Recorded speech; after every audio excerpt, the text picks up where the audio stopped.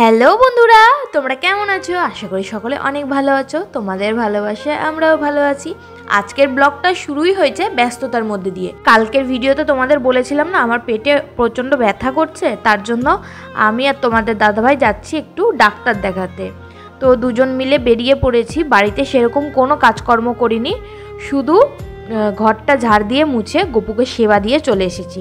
এই যে ডাক্তার দেখাতে এসেছি, আর লাইন দেখছো কত ভিড়, আর আমি এখানে টিকিটও কেটে নিয়েছি। তারপরে আমাদের ডাক্তার দেখানো হয়ে গেছে। ডাক্তার দেখিয়ে বেরিয়েই একটা আয়না নিয়ে নিয়েছি। আমাদের ঘরে না কয়েক মাস হলো আয়নাই ছিল না, ফোনে ক্যামেরাতে দেখে সিঁদুর চুল আঁচড়ানো এইসব করতাম। সকাল থেকে যেহেতু আমরা কিছু খাইনি, তাই দুজন মিলে দুটো সিঙ্গারা খেয়ে নিয়েছিলাম। আর বাড়িতে এসে ঝটপট করে রান্না করলাম, মানে আমি সকালে যাওয়ার সময় ভাত করেই গিয়েছিলাম, এসে শুধু মাংসটা করলাম, মানে মাংসটা আসার সময় নিয়ে এসেছিলাম। দুইজনেরই এত খিদা পেয়েছিল, তখন আর ভিডিও করার কথা মাথাতেই ছিল না। তাড়াতাড়ি করে আমি মাংসটা রান্না করে দুজন মিলে খেলাম। তারপর খেয়ে তোমাদের দাদাভাই গেল নিজের কাজে, আর আমি একটু শুয়েছিলাম, কারণ এসে রান্নাবান্না করে আমি একেবারে হাঁপিয়ে পড়েছিলাম। আর জলও ছিল না যে বাসন টাসনগুলো আমি ধুবো, তার জন্য ভাবলাম জল আসুক, তারপরে একেবারে উঠে বাসনগুলো ধুবো, কারণ পরের দিন আবার শুক্রবার।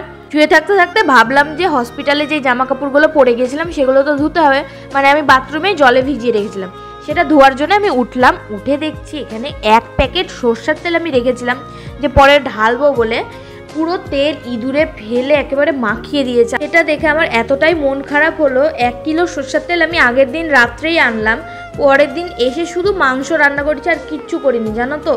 আর পুরো তেলটা ইঁদুরে ফেলে দিয়েছে। আর সরষের তেলে এখন যা দাম, কোনো জিনিস নষ্ট হলে না খুব কষ্ট হয়, কারণ আমরা দুজন যে কিভাবে সংসারটা চালাচ্ছি সেটা একমাত্র আমরা দুইজনই জানি। এখনকার দিনে একটা লোকের বাড়িতে থাকতে গেলে সেখানে বাড়ি ভাড়া থাকে, লাইট বিল, সংসারের যাবতীয় খরচ, তারপরে তো আমাদের ছোট গ্যাস, সেটা কিছুদিন পরপরই আমাদের ভরতে হচ্ছে। আর এখন তো শীত পড়ে গেছে, কোনো কিছু ফুটতে তো টাইম লাগছে, জল টলগুলো, তার জন্য তো আরও তাড়াতাড়ি আমাদের গ্যাসটা শেষ হয়ে যাচ্ছে। এখন তো ওই ছোটো গ্যাসটা আমরা মাসে 3 বার করে ভরছি। আমরা যে দুজন মিলে এই সংসারটা যে কি কষ্ট করে চালাচ্ছি সেটা একমাত্র আমরাই জানি।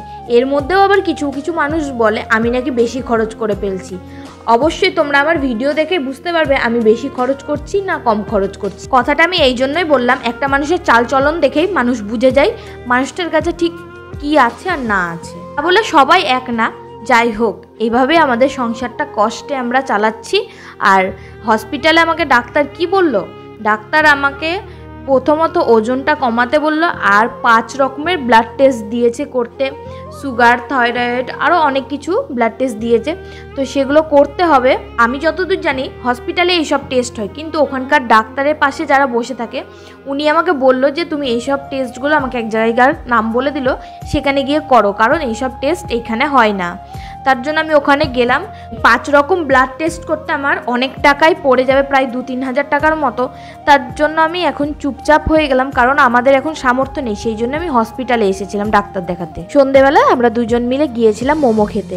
অনেক দিন পর আজকে আমরা মোমো খেলাম। এই ছোট ছোট আনন্দগুলো আমরা দুজন মিলে এখন উপভোগ করছি, কারণ আমাদের পাশে এখন কেউ নেই।